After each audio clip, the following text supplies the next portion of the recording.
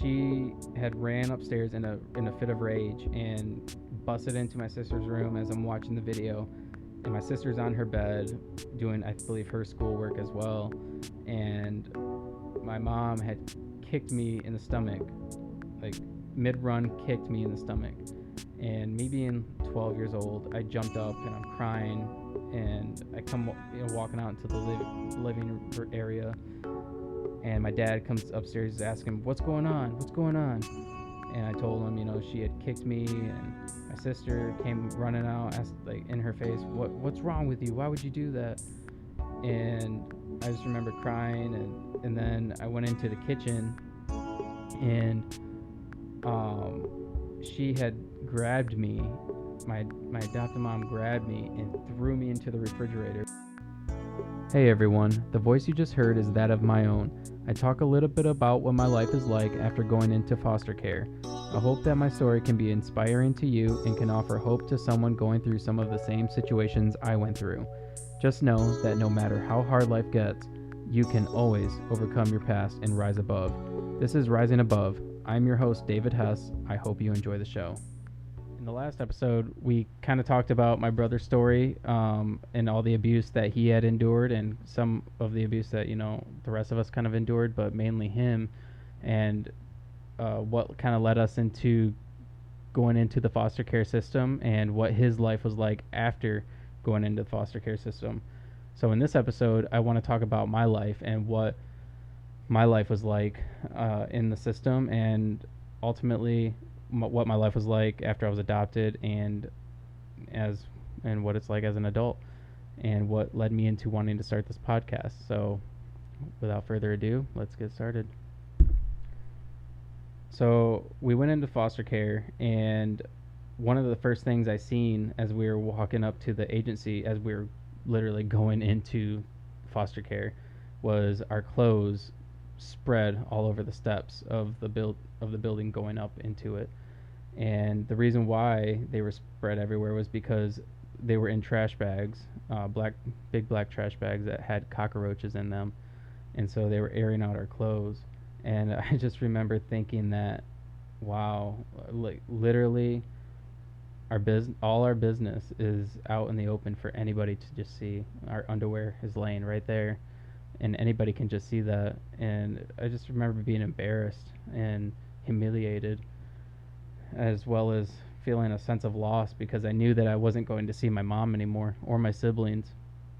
But as we went in, we met our new foster families, and they had told us, that we were going to have, in my home, we were going to have myself and my younger brother Joey with me. My brother Michael was separated from us, and my sister Tiana was also placed in a different home. And mainly that was because there wasn't any homes readily available to take us all. I don't know why they put Joseph and I together, but they did, and it worked out. I'm glad, it kind of made me who I am today, and it allowed me to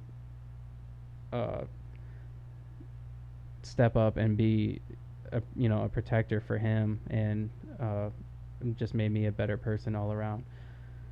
But my time in foster care wasn't that bad. I mean, the home I was placed into was kind of a rough home as far as what the in-home life was like. From the outside, it seemed like a perfectly normal, good, stable home, but ultimately it was divided and divisive, and it was full of anger, and just it was a real bad home to be in. But honestly, and honestly, I hate to say this, but my foster parents shouldn't have been foster parents at all. They were not fit. But with that being said, is that I was later adopted by them, and now I have a good relationship with my adopted dad. But anyways, being in foster care was difficult, because I just remember having to go to school and telling people, because people ask, like, "Hey, did you just move here? like, yeah. And then, obviously, as you talk to them, they kind of learn that you're a foster kid, and that's kind of looked down upon. It seemed like in those days, because then they kind of like tell you like, hey, why are you a foster kid, or um, did your mom not care about you? Did your family not care about you? Why are you in foster care?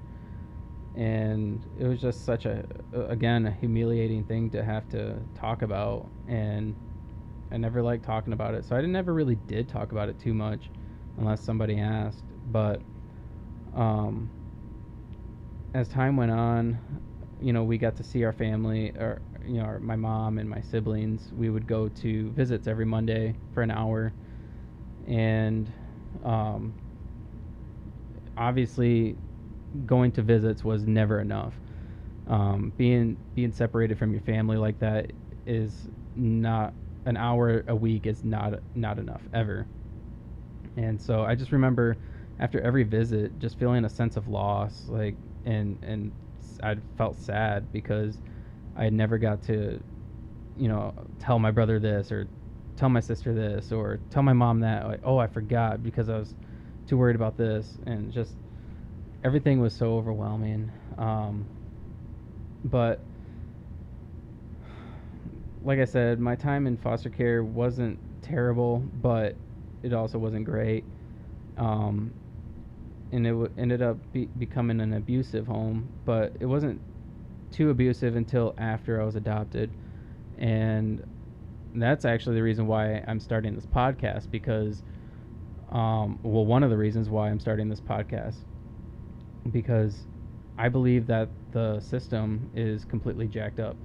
And I also think that uh, when the foster agency and social services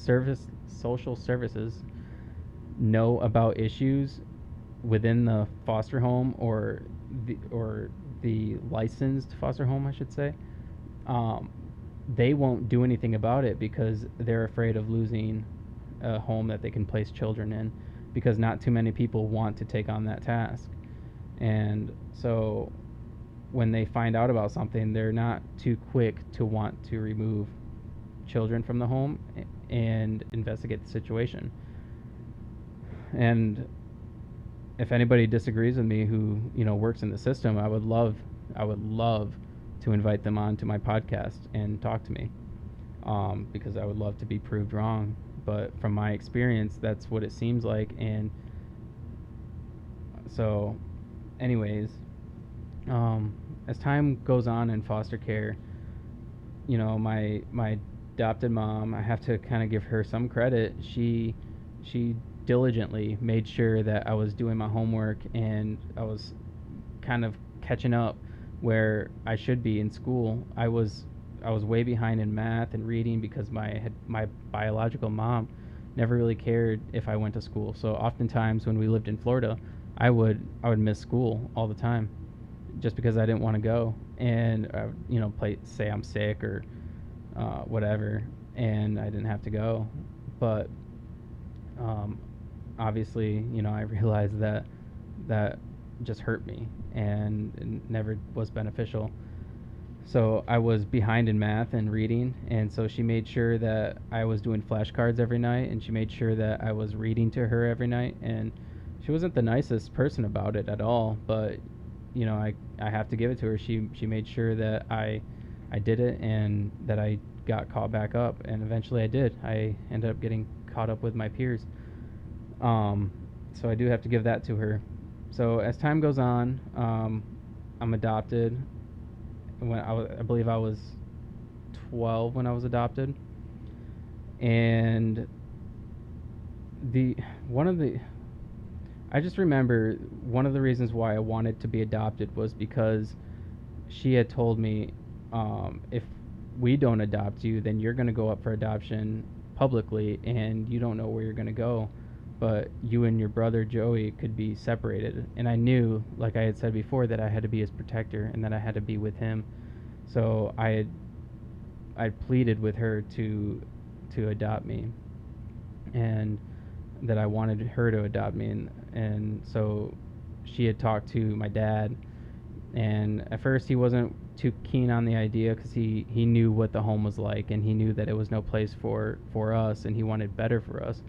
But because I had pleaded with him, he kind of gave in, and they chose to adopt my brother and I. So as time goes on, honestly, it wasn't that much longer after I was adopted that things in the home kind of went sideways real quick. She had pulled me out of school and started homeschooling, which she was totally not qualified for, but she did. And I just, I at that point I believe I was in sixth grade, and I one of the well, let me lay it out a little bit. So when I was in sixth grade, it was hard. It's hard to be taught from a parent, especially a parent who isn't good at communicating, and a parent who has never isn't qualified really to be teaching anybody. So I just remember there would be times where I'd be doing math, and I wouldn't understand a problem a certain way, the way I wouldn't understand how you're supposed to do it, and she would try to explain it to me, and I still wasn't getting it, and she would just start yelling and screaming at me because I wasn't understanding, thinking I'm not understanding on purpose, I'm playing dumb or whatever.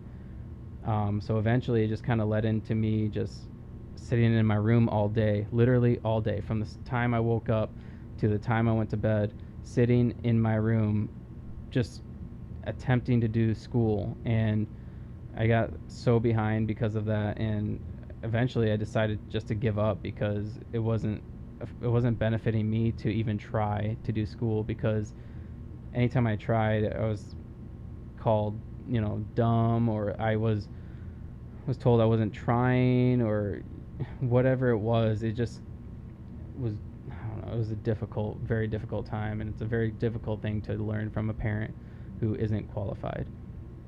So, uh, anyways, I was homeschooled, and my adopted brother and I were always real close, and so he kind of became a protector for me, because during this time, my adopted mom kind of put a target over my head, and just for some reason would always take her anger and lash out at me, over anything and everything, and I would always be punished for anything. Like if I were to put dishes in the wrong spot, she would ask me why I did that, and she'd be like, "Well, I told you where they're supposed to go." And me being a kid, I'd just be like, "Oh, I don't know. I don't know why I put that there." And she'd be like, "Stop giving me an attitude." All the time I was told that I was given an attitude when really I wasn't. Um, but and it eventually, just kind of led into me always being grounded. But um, so again, my brother was always kind of there for me to, protect me in those times a little bit. And then my sister as well, my sister Melinda, she was always there until she went off to college, and then that was kind of her escape from everything, which I, don't blame her whatsoever. But one specific incident that I kind of want to talk about, because this is what defines my opinion of the foster care system, and this is ultimately the reason why I started the podcast. And so when I was homeschooled, I was in sixth grade. I was in my sister's room doing homework. I was watching my homeschool video, and doing my homework. And my mom and my dad had gotten into an argument, and it was probably over me, because the arguments were always about me, and or something that I had done. And my dad would always try to speak up and protect me a little bit. Well, she had ran upstairs in a fit of rage, and busted into my sister's room as I'm watching the video, and my sister's on her bed doing, I believe, her schoolwork as well, and my mom had kicked me in the stomach, like mid-run, kicked me in the stomach, And me being 12 years old, I jumped up and I'm crying, and I come walking out into the living area, and my dad comes upstairs asking what's going on, what's going on. And I told him, she had kicked me, and my sister came running out, asked like in her face, what's wrong with you? Why would you do that? And I just remember crying, and then I went into the kitchen, and um, she had grabbed me. My adopted mom grabbed me and threw me into the refrigerator because I don't know why. And then she she came out and back into the living room, and there was a card table with a puzzle on it that she had been working on, and she just flipped that, and puzzle pieces had gone everywhere, and it it led my dad into having to lay on top of her, pin her to the ground, lay on top of her, and call the police. And I just remember when he called the police, the dispatchers asking, "Does anybody have weapons? Any of these things?" And I just remember my adopted dad yelling at them, "No, no, nobody has anything. Just get the police here." And he hung up. And then next thing you know, like 10 police cars pull up in front of her. I don't think it was 10, but a lot of police ended up showing up at our house. And it was kind of comical because when the police had got there, obviously they're arresting her because she was abusive um, to a child, to a minor. And when they were putting her in handcuffs, they had said to her, uh, ma'am, you need to put your hands behind your back so we can handcuff you. And she was like, "Oh, I don't need to be handcuffed. I'll go willingly." And I just I just remember laughing at that. I always thought that was funny. But that's something that I had always kind of done, is find a little humor in situations and learn how to laugh at things. Because if I didn't, then I don't know where I'd be today. So I kind of became a fan of comedy at a very young age because of that. But anyways, so that kind of set the tone for me because um, at that time, she got out of jail after abusing me, and because we were involved in church and everything, and she was a Sunday school teacher, she was no longer allowed to be a Sunday school teacher with kids because she, obviously was abusive to kids. So rightfully, they told her she couldn't do it anymore. And so she went through the whole probation thing and anger management and all that fun jazz, and they wiped her record clean. Well, as time goes on, things in the house just continue to get worse and worse and worse. Abuse was becoming a normal thing in our house, and um, like there was a time where I believe I was like 15 years old, and she tried just ripping me out of the shower because she didn't want me to be in the shower at that point in time. And so she came in and told me to get out, and I had soap all over my body, so I was like, I'm not getting out, I'm rinsing off. And she told me, she's like, "Get out of the shower now." I was like, "No, I'm not getting out." And so she shut the light off on me, and so I continued showering, and she wasn't happy about that. So she came in and threw open the curtain and tried pulling me out. But then, just then, my brother came up, and my brother William came up and uh, just yanked her out of the bathroom, picked her up, and carried her out. And he had just had surgery. I'm not going to say on what, but he had just had surgery, and he had to do that. And so then they kind of got into it, and she went into her room, and he was staying in there with her because he wanted to make sure that she wasn't going to come back out and harm me. So um, so as he's staying in there arguing with her, she told him, "You better get out or I'm going to start stripping." And William's like, "Okay, I don't care." He's like, "But you're not going to go back out there because you're not going to hurt David." And so she started stripping.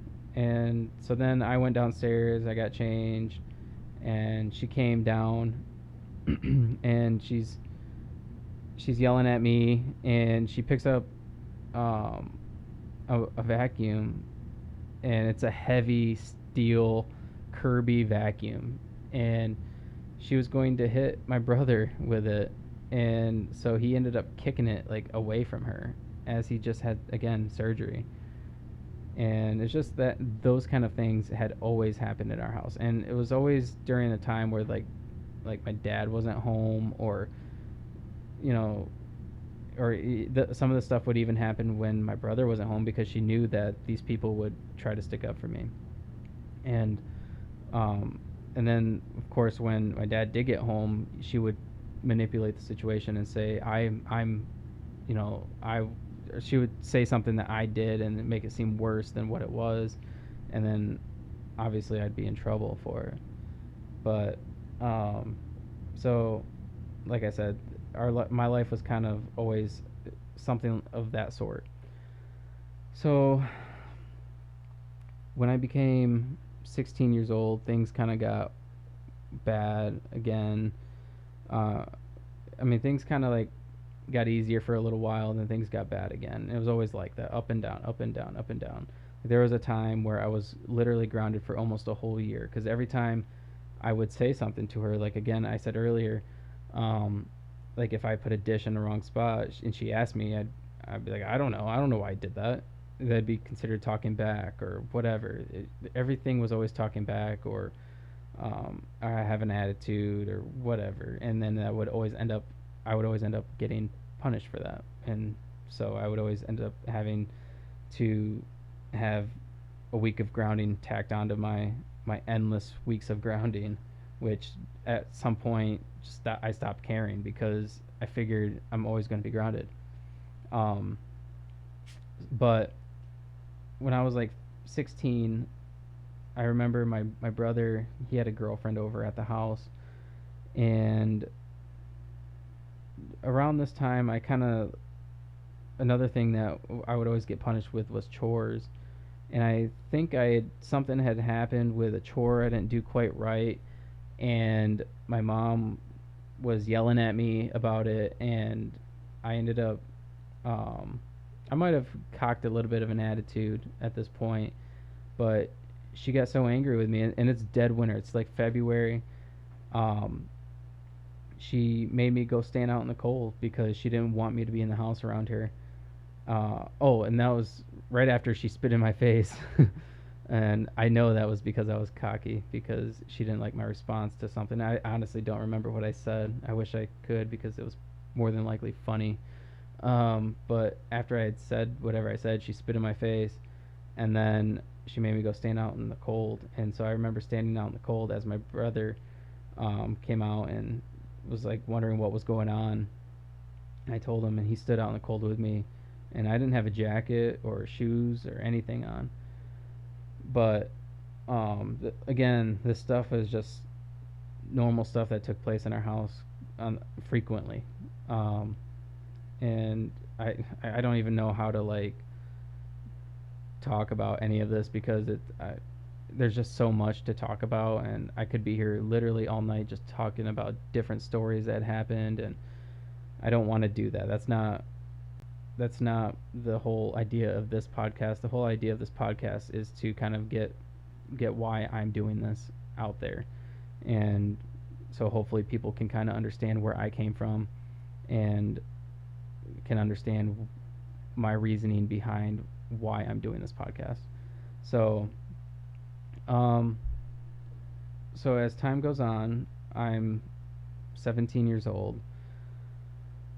I My brother went off to college, so one of my protectors is now gone, and things actually kind of became good in the home for a short time. I don't know why, but things were really good.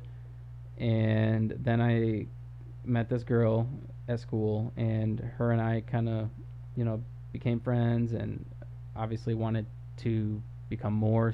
I wanted to start dating her, so I started bringing her to church, um, so that my family would like her, and that hopefully they would approve of me dating her, because that was something that wasn't allowed, is we weren't allowed to date while we were in high school, even though my brother was allowed to date, which didn't make any sense. um, I wasn't allowed to date. So they didn't. So I started bringing her to church, and needless to say, they didn't like her. Um, she wasn't. I don't know why she wasn't. I don't know if she rubbed them the wrong way or whatever it was, but they didn't approve, and it eventually led my parents into telling the church that I wasn't um, allowed to, or that it led them into telling them that I was having premarital sex with her, and the church ended up kicking me out of uh, the church orchestra and um, the Wednesday night program that they had for children. I wasn't allowed to volunteer to help these children, and I just remember at that time that was one of the things keeping me in church. I enjoyed doing those things. I enjoyed being in the church orchestra because it, one, allowed me to get out of the house for a period of time to go to practice, and then it gave me something to do. It was playing trumpet was one of my hobbies, and it was taken away from me. So I at that point I decided that I'm not going to go to church anymore. Why go to church when I can't do anything that I want to do? And it seemed really hypocritical to me that I was kicked out for having premarital sex that nobody could even prove, and which I wasn't. And but yet she could become a Sunday school teacher after she had been accused of being a child abuser. And yeah, it was wiped away from her record, but I don't the church still knew about it, and they still allowed her to become a Sunday school teacher, and I just found that super hypocritical, so I couldn't go to church anymore, and I just stopped. So, and it honestly just kind of pushed me towards wanting to be with my girlfriend more. Um, so I stopped going to church, and I made sure that every Sunday before we went to church, I would just wake up and I would leave the house um, before anybody was really up and ready, because I didn't want to be forced to go to church. I would either just go to work, which I worked at McDonald's at the time, and I would just sit there and do my homework, or I would be scheduled to work, or sometimes I would just go to my girlfriend's house, or uh, I don't know, I would just go hang out with somebody because I didn't want to be there. And eventually, it kind of led me into being kicked out of the house till 11 o'clock every night. And mind you, I was in foster care, or not foster care. I'm sorry, guys. My thoughts are kind of everywhere right now. Um,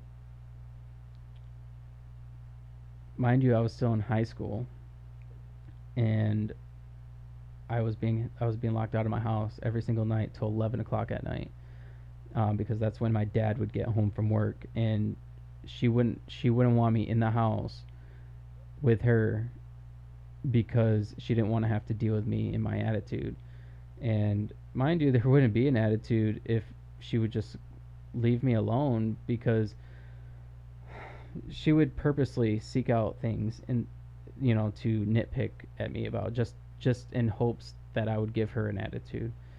And at that time, I got sick of everything, and I did develop quite a you know snarky, cocky attitude, and it's part of my personality now. I mean, I'm I'm kind of a I'm kind of a cocky person in general. I'm not, and not in a like a stuck up kind of way or anything, but I like to just make fun of stupid things all the time. And to me, the things that had happened in the home, I thought was stupid at the time. So I would make fun of those things all the time.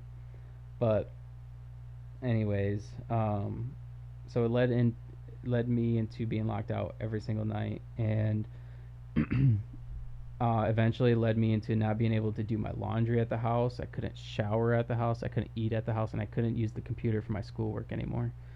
And so, essentially, I just could sleep there every single night. That was it. And I had to go to find somewhere else to do my laundry. Had to find somewhere else to use a computer to do my schoolwork. I had to find somewhere else to eat, and oftentimes I would just go to my girlfriend's house for most of these things because she was right up the street. So again, all they were doing was pushing me away and to her. Um, and I just remember like one thing. Um, my my girlfriend's dad had got me a laptop from his work that they were selling a bunch of these old laptops that he had bought one, and he kind of fixed it up and everything, and he sold it to me.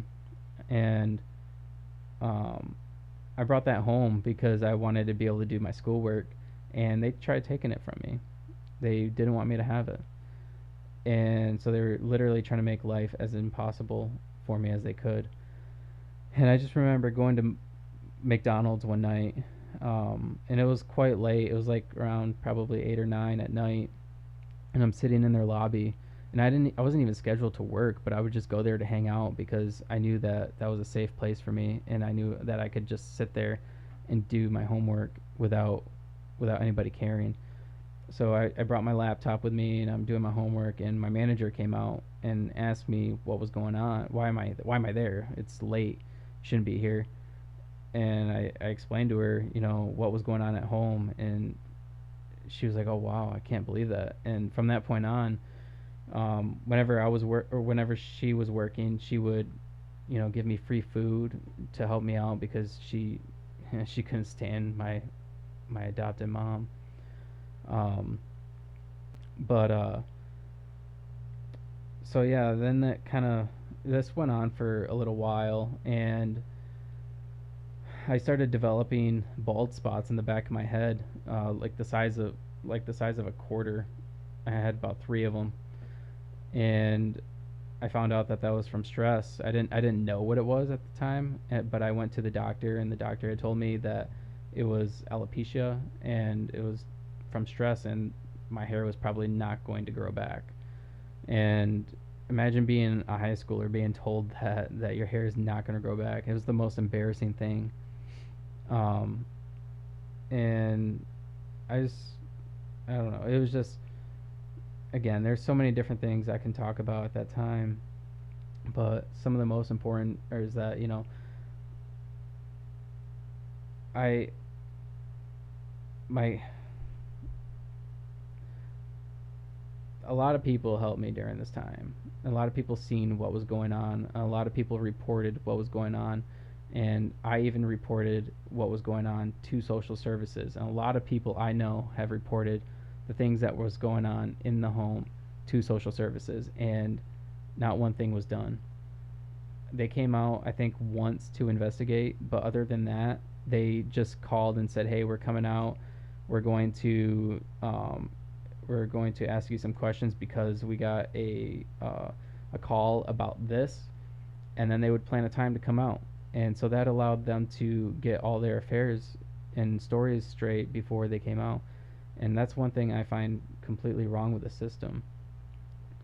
But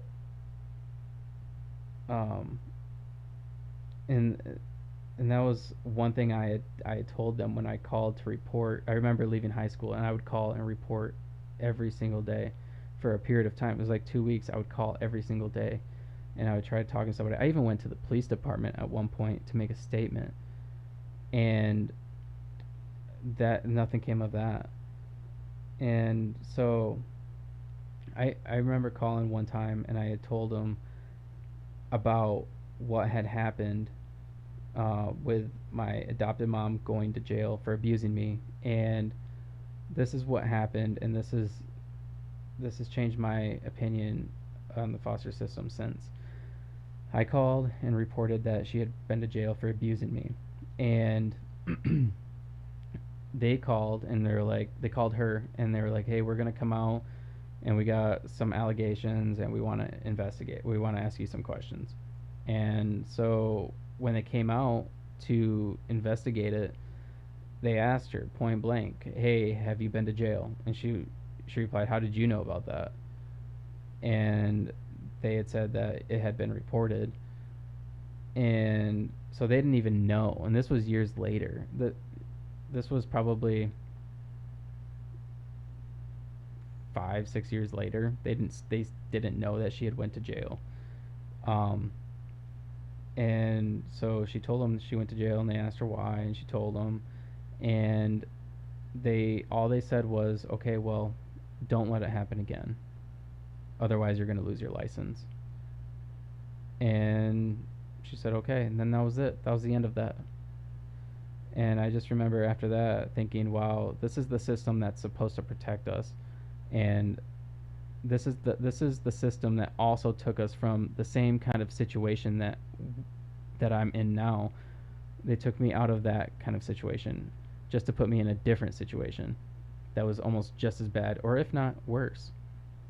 And, and that's kind of, again, one reason why I wanted to start this podcast. I want to be an advocate for people in the system, and for people who are like me. But and along with that, I want to be able to tell my story to help other people. So, anyways, I remember one Sunday morning. Again, I would wake up and leave every Sunday morning to avoid going to church, and I left the house to. This might have been a Saturday morning, but I left the house to do my laundry at another friend's house, and so I would pack my backpack and I just left early in the morning to go to her house to do laundry. And I came back probably mid morning, like around 11, maybe noon, and I just remember walking up close to our house, and my dad was outside washing his truck, and he had a white truck, and somebody had spray painted all along the side of the truck. And to this day, I don't know who did it, but I know it wasn't me. And I just remember he came up to me and got in my face and was very angry and was like, "You piece of shit! You spray painted my truck." I didn't even know what his truck said. I'm like, "I don't know what you're talking about." And he's like, "You know exactly what I'm talking about." And we just started going, arguing back and forth. And finally, I got up close to the truck, and somebody had spray painted along the side, "Village Idiot." And that made things way worse for me. I don't know who did that, but as I'm walking up into the house, my mom came running outside and yelling at me as well, and she was like, "I called the police because you vandalized it and blah blah blah." And I just remember being scared because I knew I didn't do it, but I knew that I was in a position where I'm going to be in legal trouble from what somebody else has done. And so I was scared. I grabbed clothes, and I packed more clothes, and I packed some of the things I needed for school, and I just left. And as I'm walking up the street, I just remember passing like 2 or 3 cop cars coming to the house, and I went to my girlfriend's house and just hung out there for a while. And I didn't come home for a couple days because of that. And I knew that if I did, they'd probably call the cops, and I'd probably be sitting in jail. But then when I went to school, the school police officer had pulled me out of class and wanted to do a polygraph on me to see if I was lying about it. And never ended up having to do that though. But um, I don't think it was considered vandalism because they were able to wash the paint off. It was just washable spray paint. But anyways, so this went on for a while where I was constantly locked out, wasn't allowed to be in my house to do things that I would normally be able to do. And I just remember one night I'm at my girlfriend's house, and my buddy Chad called me. I wasn't sure if I was supposed to name drop there, but I don't think he will care. Shout out to my buddy Chad. He's saved my life, and he's been a big part of my life. Um, he called me while I was at my girlfriend's house and was like, "Hey David, what are you up to?" And I'm just like, "Oh, I'm just chilling at my girlfriend's house." And um, I explained to him the situation. He asked me what was going on. I kind of told him, I wasn't allowed to go home till 11 o'clock. And he's like, "Oh man, that's bullshit. You shouldn't have to deal with that." And he's like, "You should come live with me." And I'm like, I kind of laughed about it. I'm like, "Yeah, okay."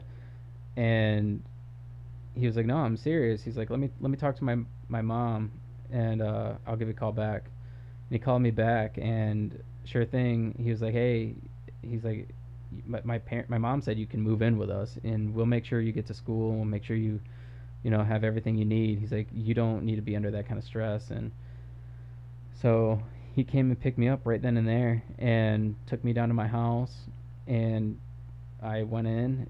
My dad was home at that point, and I went downstairs to my room, grabbed all the essential things I needed. I grabbed all my clothes, my school books, just everything that would fit in one or two clothes baskets.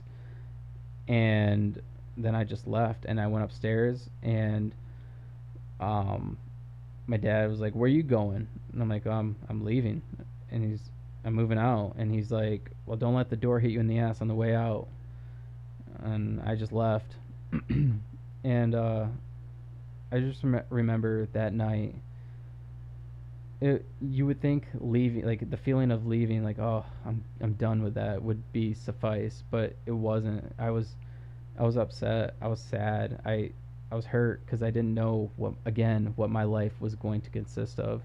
I knew that I'm on my own at this point, and even though I had the help of my buddy, I knew that the goals that I had in life would be really hard to reach without the help of your parents. And but I knew that that's a decision I would have to make because uh, it wasn't a healthy lifestyle. I wasn't healthy at all. Um, Again, I had bald spots on the back of my head from being so stressed out. So I moved in with my buddy Chad, and that was the best thing that ever happened to me. One of the best things that ever happened to me. Within like 2 months, my hair started growing back. Um, I no longer had that kind of stress in my life, and life was completely stress free. And of course, I went off the rails a little bit. I started hanging around some people I probably shouldn't have hung around with. I started smoking pot and drinking, and I mean not excessively, but it was socially I would do it with my friends, and eventually I kind of got caught up in that a little bit, but then I realized real quick that this isn't what I want for my life. I want better. So I just stopped hanging around those people, and I stopped smoking weed, and I stopped drinking, um, like the way how I was before, and um, and I constantly just try to make my life better in any way I could, and whether that was getting a better job or always trying to get a get a different job that paid a little bit more or whatever it was. I was always trying to better my life, and um,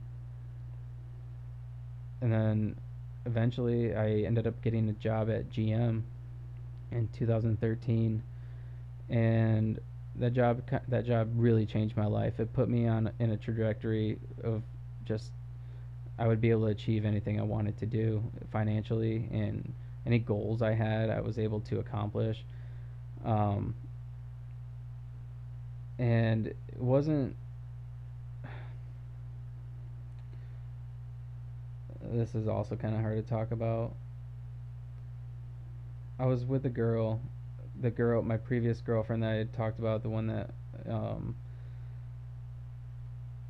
the one that kind of caused my life to unravel a lot. Um, she, her and I had kind of been on and off a lot after I had moved out, and she eventually started dating another person, um, and but like while she was dating him or on and off, her and I would get back together and whatnot, and she ended up becoming pregnant, and this was the year I hired in at GM. She had the kid in January of the year I hired in, and I just remember asking her if I thought or if she thought the baby was mine, and she had told me no. And I honestly I think she was probably just scared that because she was in a relationship with this other guy that she would lose him or something. I don't honestly know,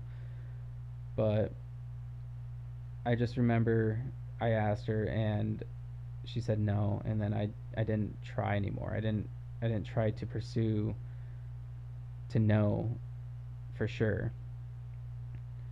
And as time went on, um, I met somebody at work. We started dating, and I remember, and she later became my wife. But I remember asking her, hey, do you think this kid looks like me? And she's like, oh, kind of. And um, on and off, I would text my ex and ask her, hey, are you sure he's not mine? And she would say, oh, I don't know, he's not. Or sometimes she would say, yeah, he is. And then I would try to pursue, like, okay, well, if you think that, then let's do a DNA test. And then that would scare her off, and we wouldn't end up doing it. Well, finally, one day, a couple years ago, about I think 2 years ago, uh, her mom got a hold of me and was like, "Hey, we really think he's yours. We've always thought he was yours. Um, if you get a DNA test, I will run it on him, and uh, I'll give it back to you, and you can send in the results." So I remember it was on Valentine's Day. My wife and I, we took the DNA test over to her, and we sat in the vehicle while she came out, grabbed the test, and we took it, or she took it in and swabbed him and brought it back, and we left. Never met him or anything. And I got the results back, and it was 99.9999% that he was mine. And at that point, I was like, okay, we need to hire a lawyer. So we hired a lawyer, and we went to court to try to get some sort of, parental rights, or just because if he was mine, I want to be able to be a part of his life, especially because I have two other kids that, are missing out on his life as well.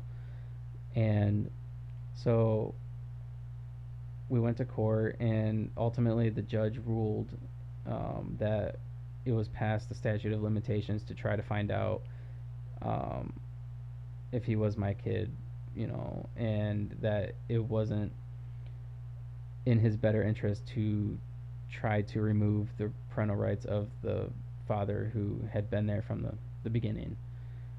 And that, I just remember the way I felt then is how I felt about my dad, is how I felt that I was failing, and I felt that I I felt that my dad failed me, and I felt that he wasn't I felt that he was never there because he never cared. And I didn't want him to feel that way. And if he ever finds out that I'm his father, I hope he knows that I did care and that I did try.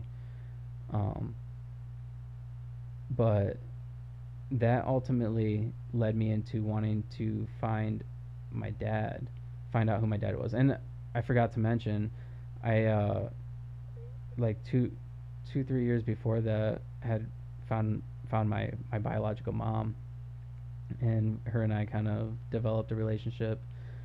So that led me into wanting to find my dad too. And so I told my wife that I wanted to get a 23andMe kit so that I could try to pinpoint some of my relatives and hopefully some that were on my dad's side. And so I got a 23andMe, and sure enough, within a couple months, some relatives had popped up, and they were second cousins on my dad's side. And I was like, oh wow. So I messaged my cousin, and I'm like, hey cousin. And she replied, and was like, hey. And I explained to her who I was looking for and why I was on there and why I'm looking for them, and my situation a little bit about me being adopted. And she was like, oh, and I told her, what I thought my dad's name was. And she was like, okay, well, I have some family members with that last name. Let me talk to my mom because she keeps in close contact with that side of the family. And within like a day or two, she messaged me back and was like, "Hey, I have good news. I found your dad, or we know who your dad is." Um, and she gave me her number and she called me, and I just remember being at work on second shift, and I hated second shift. It was like I was so depressed on that shift, and even though all my friends were on that shift, I hated going to work every night. But I just remember being at work and being so excited, and all my coworkers were right there, and they were all so excited for me as well, and they couldn't believe it, and I couldn't believe it because I thought I would never ever know who my dad was. And so eventually, him and I became reunited, and Michael and I went down to see him and visit him and meet him, and we also met on the way. We stopped in South Carolina, met my cousins who I had found on 23andMe as well, and they're just all amazing people, and I have nothing but good to say about them, and I love them very much. But so this is kind of why I wanted to do the podcast. I know this episode isn't really professional. It's not really put together too well. Um, and I just kind of wanted to get my story out a little bit and explain why I wanted to do this podcast. And I hope that maybe somebody will see this and want to reach out to me, and I hope that my story can help somebody, and hopefully it makes a difference. So I just want to thank everybody for listening. This wasn't easy for me to talk about at all, and there's so much more that I haven't shared about my life. But hopefully through the podcast, I'll be able to share more and more, and I look forward to doing more with you guys. Thank you.